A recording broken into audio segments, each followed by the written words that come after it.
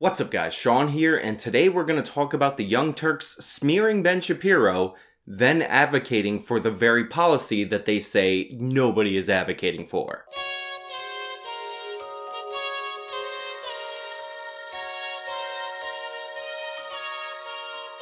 Now we are going to get into this very heavily requested Young Turks video momentarily, but there are two quick things that I gotta tell you about. One is related to the video, and the other is related to me. And we'll start with the me thing. So I was on Mike Harlow's channel for the Democratic debate that just happened this week. If you want to see my live after the debate reactions to the debate, I will leave the link to that in the description down below. Now, the other thing that we have to talk about is this woman in the Young Turks video, because she is the primary reason why so many people requested that I make a response video to this Young Turks video.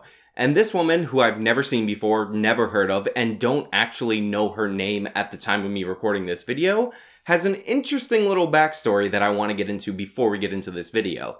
And that backstory starts with this clip from the CNN LGBTQ town hall. Today, especially black trans women. I don't want to take this away from you, but let me tell you something. Black trans women are being killed in this country, and CNN, you have erased black trans women for the last time. Let me tell you something. As you can see, a transgender activist ran up, grabbed the microphone, and interrupted the CNN LGBTQ town hall. So the reason why this activist decided to run up and grab the microphone and accuse CNN of being anti-black trans women, which seemed really weird at the time, is because apparently prior to the debate, this woman on the TYT panel was invited to that CNN debate, and they were going to have her ask a question of the candidates. But then CNN decided not to have her go to the debate and ask a question of the candidates. In what I can only describe as a perfectly logical and ethical decision. Now, I don't give CNN a lot of credit a lot of the time because CNN doesn't deserve credit most of the time. But this decision not to let this activist ask a question to one of the candidates, as if this activist was some neutral party trying to figure out which candidate to support, was actually an exercise in ethical journalism, because it turns out that this person is a surrogate for Elizabeth Warren. And while CNN has not released the rationale for why they haven't let her ask a question at the debate, it would seem illogical to let somebody who is obviously in the tank for Elizabeth Warren ask questions to other candidates as if she's a neutral party. That in and of itself would be fake, false, and very misinformation-y. Not to mention that the question that this Blossom person ended up asking at the town hall was about the supposedly disproportionate rate that black trans women get murdered at in America, which is completely false. And if you don't believe me on that, I highly recommend that you check out Nuance Bro's latest video, which goes into the numbers on this, where he proves beyond a shadow of a doubt that the murder rate for black trans women is not higher than the murder rate for black men. And it is in fact greatly lower than the murder rate for young black men in the United States of America. But now that you have all of that background, all of that context, all of that ground that I just laid, let's get into this Young Turks video, because I guarantee you that won't be the only instance where this person is deceitful and wrong about everything. It took Ben Shapiro only a couple of minutes to move from a quote from last night's Equality Forum, Beto O'Rourke talking about tax breaks for religious organizations that discriminate against certain Americans, to threatening to gun down either Beto O'Rourke or a truancy officer were they to come to his door in a circumstance he didn't like. If that seems crazy, it's his show. Let's watch. In other words, if you're a church, you're not infringing on anybody's rights. You're just saying you can't come here for your marriage. Go to the church down the street. You're a religious school. You're saying, listen, you want to learn about gay rights? Go to the public school down the street. You're not infringing on anybody. Your mere existence is an infringement, according to Beto O'Rourke. The institutional existence is an infringement on liberty, according to Beto O'Rourke, and you must be shut down. You want a culture war in this country? You damn well have it, Beto O'Rourke. You want a culture war in this country? You want this country to come apart at the seams? This is how you do it. Because I promise you, if you come to tell me that you're going to indoctrinate my kids in particular policy, and that I can't pull my kid out of the school and send my kid to a school I want to send them to, that I can't go to the church or synagogue that I want to go to, and if you make that national policy, not just California policy where I can move, but national policy, people are not going to stand for that. They're not going to stand for that. And if you send a truant officer to remove my child, I have two choices at that point, right? If I have no place to move because you've now made this national federal policy, I now have two choices. One is to leave the country utterly. Choose to pick up a gun. Those are the only choices that you have left me. He has realized that right-wing thought only has like two modes right now. It's like, if they realize that the country's moving in a direction that they don't like, that popular opinion is swinging on an issue away from them, they threaten to start gunning down people. That's the go-to move. So the entire basis of this video is that Ben Shapiro supposedly, according to the Young Turks and people on the left, threatened Beto O'Rourke and or a hypothetical truant officer that would come to his house to take away his kids because they don't like the way that Ben Shapiro is raising his own kids in his religious household. Now, if you can't tell by my tone about the argument being put forward by the left on this issue, I'm not buying into it one bit. And the reason why I think this argument is so disingenuous from the far left is because you can't hypothetically threaten somebody. You can't threaten a hypothetical truancy officer in a hypothetical situation where a hypothetical president puts in a hypothetical law that you disagree with. That's complete nonsense, and that's not how the legal standard for threats works in this country. Number two, Ben Shapiro said, I have one of two options. Either I'm going to leave the country or I'm going to pick up a gun, meaning he's either going to flee or defend himself. It is not a threat to say that if you attack me, I'm either going to run away or defend myself. That's literally describing the fight or flight response in the scenario that we're talking about, which again, and I don't think I've stated this enough times, was in fact a hypothetical scenario. But I'm not just one to say hypothetical 6,000 times during the course of this video. We are actually going to delve into the arguments put forward by the Young Turks, because this is a rare occasion where somebody on a panel manages to get 100% of the things that they say 100% wrong 100% of the time. And yes, I'm repeating myself a lot in this video, and probably that's annoying, but most likely that's annoying. First of all, I just need to state the obvious. He is the biggest joke to me. I don't even call him Ben Shapiro. His nickname is Fragile Frank. And he is just this scared, shaking chihuahua. And people say the left can't do comedy. Fragile Frank for Ben Shapiro, that's hilarious, isn't it? Isn't it? Oh, it's not. First of all, I just need to state the obvious. He is the biggest joke to me. I don't even call him Ben Shapiro. His nickname is Fragile Frank. I like how it immediately shifts from I call him Fragile Frank to that's Ben Shapiro's nickname, even though this is literally the only time in my life I've heard anybody call Ben Shapiro that. And I'm certain that she is the only person in the history of the world to call him that. Plays on the fear and the ignorance of some of these younger crowds that don't know much about politics. Yeah. They don't know much about what the Constitution is about, like what's outlined. I like how this person says they don't understand the Constitution. They don't understand what's in the Constitution. Are they going to provide any examples about what's in the Constitution that conflicts with what Ben Shapiro is saying? Because I can provide an example that explains explicitly why what Beto O'Rourke is proposing is completely in conflict with the First Amendment. That's interesting too, the fact that we're protecting the Constitution. You don't even understand the Constitution at all. Like they just... Oh no, no examples? You're just gonna say that nobody understands it? Well, here's what the First Amendment says. Congress shall make no law respecting an establishment of religion or prohibiting the free exercise thereof. Now, just keep that provision of the First Amendment in mind when Cenk talks about why he agrees with Robert Francis O'Rourke. We're gonna come back to it later, but first we have to get through some of the other nonsense in this video.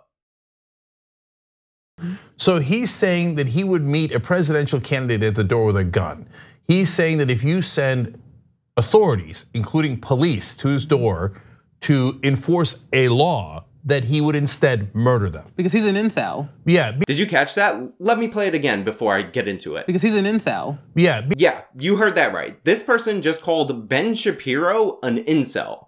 Incel is a reference to involuntary celibate. I know that the left likes to throw out terms all willy-nilly because they have no meaning, because they're just petty insults at this point. In fact, they called the Joker movie an incel movie, even though that had nothing to do with this movie. But how is Ben Shapiro an involuntary celibate? Like, even if you go back to before Ben Shapiro was married, when he was publicly talking about how he was waiting until he was married to have sex, that was his voluntary choice.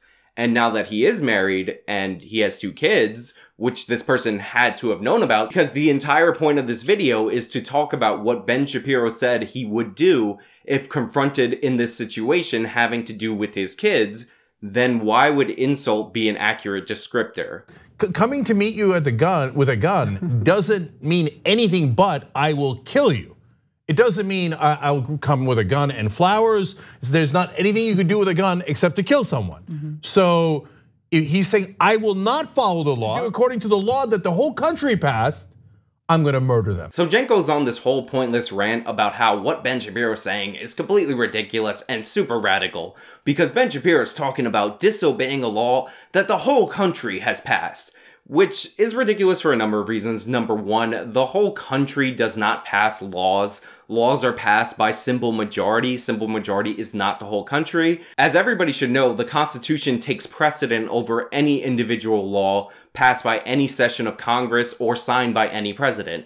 And in fact, the whole country has been giving religious institutions tax-exempt status in this nation since 1894, and it's been upheld multiple times by the Supreme Court, most recently in 1974, I believe. So the whole country has decided that religious institutions get tax-exempt status, and the Free Exercise Clause of the First Amendment protects religious institutions from being punished for exercising their religion freely by the federal government. 2 options: leave the country, pick up a gun. And I think what we're seeing is that energy is what happened after the Civil War in the South and Jim Crow laws. And it was that idea that we've been defeated, our ignorance and cognitive dissonance has been penetrated. And so now the only option is to go out with a bang. You have to be either extraordinarily ignorant or in one hell of a left-wing bubble to think that that sentence made any sense whatsoever. Leave the country or grab a gun? That sounds like the attitude after the Civil War. Because weirdly to me, that sounds like an attitude that was before the Civil War, considering that the Civil War is about one half of the country, both leaving the country and picking up guns. Why would you say that's the attitude after the Civil War? In the South and Jim Crow laws, and it was that. Now, I know it's a bit of a meme that far-left progressives cannot help but bring up Jim Crow or racist policies from the past in every conversation, no matter how irrelevant to the conversation they are. But if you really think about what this person is saying, they are far more aligned with the ideas of Jim Crow than Ben Shapiro is. Ben Shapiro is talking about civil disobedience against a potential law that Beto O'Rourke and the Young Turks are advocating for, which would try to enforce the values of the left wing from the top down by law. Do you think religious institutions like colleges, churches, charities, should they lose their tax-exempt status if they oppose same-sex marriage? Yes. So ironically, analogizing Jim Crow in this scenario actually fits way better with what the far left is advocating for than what this person actually intended for that analogy to mean. Why aren't they on a watch list? Because Tomi Lahren did the same thing when she then tried to walk it back and say, oh, that's not what I meant. It's like, it's exactly what you meant, Swastika Barbie. Yeah, you heard that right. This person legitimately just said Swastika Barbie. This person legitimately thinks that they have the power to institute nicknames for the rest of us. It's not going to catch on. It's never going to happen. Enough. If you're talking about Catholic schools, etc., they're perfectly allowed to exist. If you're talking about churches, he makes it seem like, no, Beto says, and Democrats say, you must teach this. Like, this is a specific thing you must teach at your church or at your school. He's not saying any of that.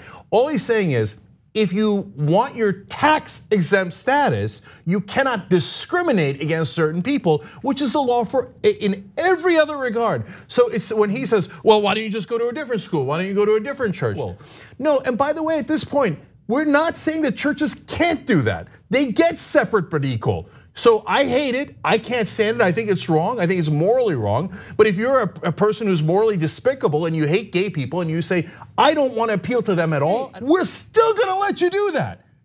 And Ben, don't worry, sleep easy. You can hate anyone you like. It's a free country. All he's saying is, then you're not going to be tax exempt. But that is actually why Ben Shapiro is the most upset. Taxes, oh, taxes, I want my money. So remember that point when I talked about the First Amendment and how it says Congress shall make no law respecting an establishment of religion or prohibiting the free exercise thereof? That is exactly, to a T, what Cenk Uygur just said that he supports. He wants to protect the established religions that agree with his political views when it comes to same-sex marriage, and prohibit the free exercise thereof of other institutions that disagree with that by taking away their tax-exempt status. This is the most blatant violation of the First Amendment you can possibly have. And if you're not following what I'm trying to say, then let's try using something other than gay marriage as a substitute for the policy that the federal government wants to disincentivize. For instance, let's talk about gender equality. In traditional synagogues, they have bar mitzvahs when a boy turns 13, but they don't have bat mitzvahs for the girls. Some places do have bat mitzvahs, so in the intention of enforcing gender equality, what if somebody proposed a law that would take away the tax-exempt status from Jewish churches that don't do bat mitzvahs for girls because it's not gender equal? Or if you did the same thing to Islamic institutions, because a lot of mosques segregate out their congregation based on gender. What if you said, I don't like that, I'm going to pull funding away from any mosque that does that? Or even take the Catholic Church. Priests are dudes, nuns are women. What if you think that's unequal? Is it okay for the federal government to take away the tax-exempt status from organizations that don't change, but give tax-exempt status to Catholic churches that do change, and allow women to become priests and men to become nuns? Or is that the federal government interfering in religion? Spoiler alert, that's the federal government interfering in religion in all of those examples, and all of them are First Amendment violations. The same is true for forcing churches and synagogues and mosques to conduct gay marriage at the threat that they will lose their tax-exempt status if they do not decide to do so.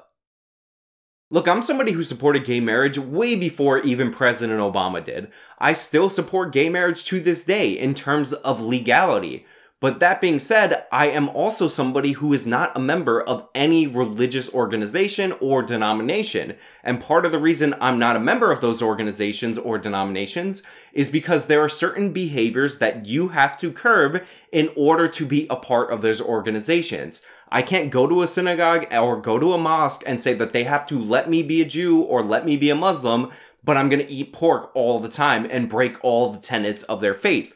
I can't go to the Church of Latter-day Saints and say that I want to drink, smoke, and have coffee all the time, but I should be a Mormon and you need to conform to me. To join one of these institutions, you have to buy into their ideology. You can't use the state, at least not in this country, to force them to buy into your ideology. That is what the First Amendment is designed to prevent. It's designed to prevent the church from running the government and the government from running the church. The Young Turks is in favor of the government running the church. To be hateful, you're allowed to be a bigot, you're allowed to be all those things, but you're not allowed to demand that you get special privileges where you don't have to pay any taxes. This is not an issue of discrimination. You can get a marriage license if you're a same-sex couple in all 50 states and all the territories in this union. But that being said, religious institutions can reserve the rights to not have your ceremony in their house of worship if they disagree with your values. And that's not just a thing with gay marriage. That's also a thing with interfaith marriage. There's a lot of religions that frown upon that and want one of the parties to convert. And if you don't convert, they don't let you get married at their synagogue, at their mosque, or at their church. Those are just the rules of that institution, and it is completely unconstitutional to force them to do so in the way that Beto O'Rourke is advocating for, and in the way that Cenk Uygur is advocating for. The First Amendment is one of the greatest things about this country. We shouldn't throw it out the door to appease the feelings of radical activists. We have laws and precedent that not only protect the freedom of religion, freedom of speech, and freedom of association from direct assaults by the federal government, but we also have laws and precedent preventing the government from attempting to chill freedom of speech, expression, and religion. What Robert Francis O'Rourke, Cenk Uygur, and this entire Young Turks panel are advocating for is completely antithetical to those values. Anyway, that's all I really have for you guys today. Let me know what you think about this down in the comments below. If you like this video, then please show me by leaving a like. You can subscribe for more content, follow me on all my social medias. This has been me talking about the topic that I titled the video in relation to. Till next time.